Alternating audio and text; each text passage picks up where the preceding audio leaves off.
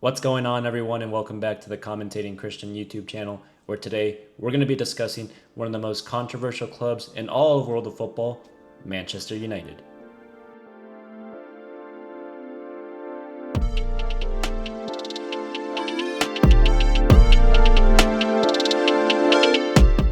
Now, even the most casual football fans know that Man United has been in a bit of a banter era ever since the departure of Sir Alex Ferguson from the club 12 years ago. During his 27-year stint at the club, Fergie won 13 Premier League trophies, 5 FA Cups, a European Cup Winners' Cup, a FIFA Club World Cup, and 2 UEFA Champions Leagues. Amongst many other honors, there is no doubt that Fergie will go down as one of the most dominant managers in the entire history of football. Now, since leaving Old Trafford back in 2012, there has been a whopping 9 different managers that have tried their luck at the Old Trafford dugout. Again, 9 different managers, with 2 on a temporary basis and 7 on a permanent basis. Now, this long list of managers includes the likes of Louis van Gaal, Jose Mourinho, Erik ten Hag, just to name a few. But I think it's safe to say that none of these managers have even come close to replicating what Sir Alex Ferguson did in Manchester United. Now, there has been some success on the red side of Manchester with a handful of domestic trophies, including FA Cups, Carabao Cups, Community Shields, and 1 European trophy, albeit being the Europa League. But the top trophies, such as the English Premier League title or the UEFA Champions League, have still eluded Manchester United since the departure of Sir Alex Ferguson. Today, current Man United manager Ruben Amorim is trying to end that trophy drought, but his tactics and squad-making decisions have left many Man United fans wondering, is he worth keeping around? Amorim has enjoyed a fruitful time in Portugal as the manager of Sporting Club de Portugal, where he enjoyed many trophies and was renowned for his quick counterattacks and fluid style of play. Amorim also catapulted many superstars to the limelight today, such as Nuno Mendes, Pedro Porro, and the most famous export, Victor Gyökeres. Amorim has also become wedded to his signature 3-4-2-1 formation, where he emphasizes attacks down the wing through his wingbacks and creative playmaking through his number 10s just behind the one striker. Now, this system worked to a T in Portugal, but Amorim has struggled to replicate the same success in Manchester. Simply put, Amorim does not have the right personnel for this formation for the fast-paced environment of the Premier League, often playing players out of position, not utilizing young talent, and not prioritizing areas of need in the transfer window. Amorim has received a lot of criticism from many Man United fans, but today I'm going to try and fix his tactics. Amorim's most used players this season have been Altay Bayındır in goal, Matthijs de Ligt, Lenny Euro, and Harry Maguire in the back three. Luke Shaw on the left wing-back role, and Amad Diallo playing a little bit out of position as the right wing-back. And the midfield too has primarily been Casemiro sitting a little bit deeper than his midfield partner, club captain Bruno Fernandes. And all 3 new signings are playing up top, with Brian Mbeumo on that right-hand attacking midfield role, Matheus Cunha on the left, and star striker Benjamin Šeško up top. Now, there is a lot of rotation going on in this squad, with Luke Shaw actually playing center-back quite a bit on that left center-back role, which would then allow Patrick Dorgu to play as the left wing-back. Diego Dalot also fills in pretty often in either the right wing-back role or right center-back. When he does play in that right wing-back role, this allows youngster Amad Diallo to play a little bit further up the pitch, emphasizing his strengths. In the midfield, Manuel Ugarte has also made 8 appearances this season, often filling in for Casemiro when he's either injured or suspended. Young star Kobbie Mainoo has also made 8 appearances this season, albeit mostly off the bench. And up top, Mason Mount and Josh Wazirski have been great rotational options for Amorim this season. Now, is this squad the best when it comes to either man for man or position for position when matched up against some of England's best teams, the likes of Arsenal, Man City, Liverpool? No, not even close. You see, I think that's where the problem starts for Ruben Amorim. Over the course of the years, Man United has become a less and less desirable club to attract young talent, the world's best talent. So often, Man United miss out on their top targets during the transfer windows to their English rivals. For example, just this summer alone, Victor Gyökeres, who worked very closely with Amorim over at Sporting, decided to go to a club like Arsenal instead of joining his project at Manchester United. Now, this wasn't always the case. 10 or even 15 years ago, Old Trafford was still the stage to showcase the best talent the world had to offer. But as time goes on and the lack of silverware continues, less and less talents are booking their flights to the red side of Manchester. Apart from not having talent to compete with England's top squads, I would say, and I think many of you guys would agree with me, this formation does not properly suit Man United's best players. Now, I won't say anything about the back three, with the likes of Lenny Euro and Matthias de Ligt actually looking a lot better when they have reverted to a back three versus a back two. And obviously the likes of Harry Maguire and Luke Shaw when he does fill in. But the stubbornness to pursue forward with wingbacks who have never really excelled in a wingback role is absolutely mind-boggling to me. Now, when you think of the world's best wingbacks, you think of the likes of Achraf Hakimi, Nuno Mendes from PSG. You think of Bayer Leverkusen's wingbacks, Jeremy Frimpong, who just recently left to join Liverpool, Alex Grimaldo, even Denzel Dumfries at Inter Milan. You know, these are the best when it comes to players in those positions, but you definitely do not think about the likes of Luke Shaw or Diego Dalot, or even a youngster like Amad Diallo, who has all the talent in the world.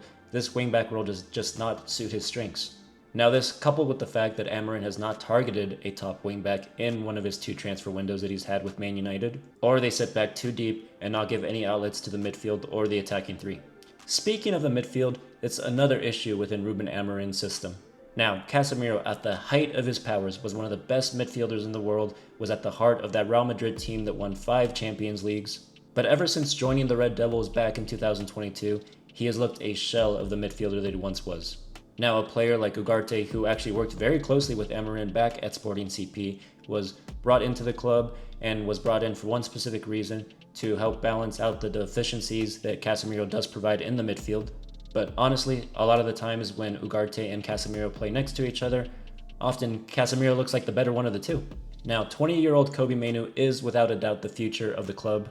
I think the fact that they were trying to loan him out this past summer is just absolutely bonkers to me. Why would you try and loan out such a young talent, especially when he plays a position that your team so desperately needs and needs done well?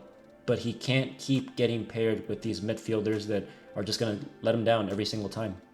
Now, give this kid the keys to the future and a competent midfield partner, and I'm telling you, 90% of the problems will go away. Now, moving on to my biggest problem with Amorim's tactics is definitely playing Bruno Fernandes out of position. Now, when Fernandes joined the club from Sporting back in 2020, immediately it was a breath of fresh air. He quickly became the club's best player, and I even remember telling my Man United friend Aldo, who you guys may have seen on my podcast 90 and 60 plus. He's a diehard Man United fan, but I even remember telling him at one point, Bruno Fernandes has single-handedly made this club once again fun to watch. Now, at his best, Fernandes absolutely thrives in that attacking midfield role, not like one of the two that Amorim is trying to implement into his squad, but as that sole, creative, classic number 10 at the top of a midfield diamond.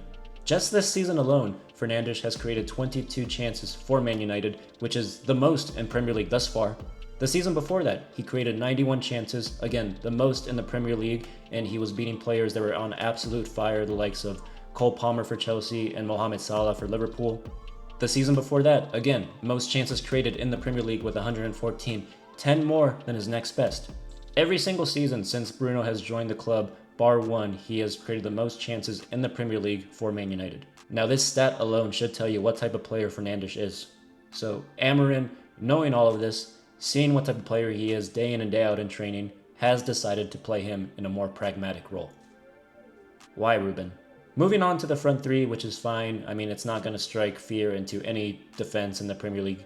But they are 4th in the Premier League with shots on target, averaging 4.8 per game. But they're also 4th in the Premier League for big chances missed with 14. Now, for comparison, Crystal Palace ranks first on both of these lists, which honestly just goes to show you that you're going to miss the chances that you don't take. But there is one more alarming stat. Man United has missed 9 big chances so far this season in the Premier League, and these 9 misses have come collectively from Mbeumo, Diallo, Fernandes, and Sesko. Also, to get in the position to create these chances or miss these chances, players like Amad Diallo, who's playing primarily right wing back, Bruno Fernandes, who's primarily playing a more pragmatic role in the midfield too, they have to get into these spaces to take these chances, which only means that they're leaving their defensive responsibilities behind, leaving Man United more vulnerable. So, here is how I would fix the issue. Amorim, change of formation.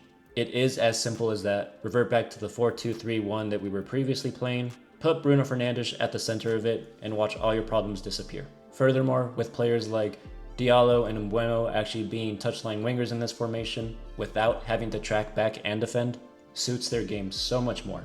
especially when in this formation you can have natural fullbacks like Luke Shaw on the left, Diego Dallo on the right, who are naturally more pragmatic, more defensive, and they're naturally going to stay on their line and defend, instead of having to bomb forward to support the attack. Another alternative I can offer is, revert back to the back three, which, as I mentioned before, suits players like Maguire, De Ligt, Luke Shaw, but take out one of the two attacking midfielder roles and actually play with the front two. This is still going to allow Bruno Fernandes to play that classic number 10 role, which suits his game so well, and will also allow Benjamin Šeško to thrive in a front two partnership, similar to how he did at RB Leipzig with his former strike partner, Luis Openda.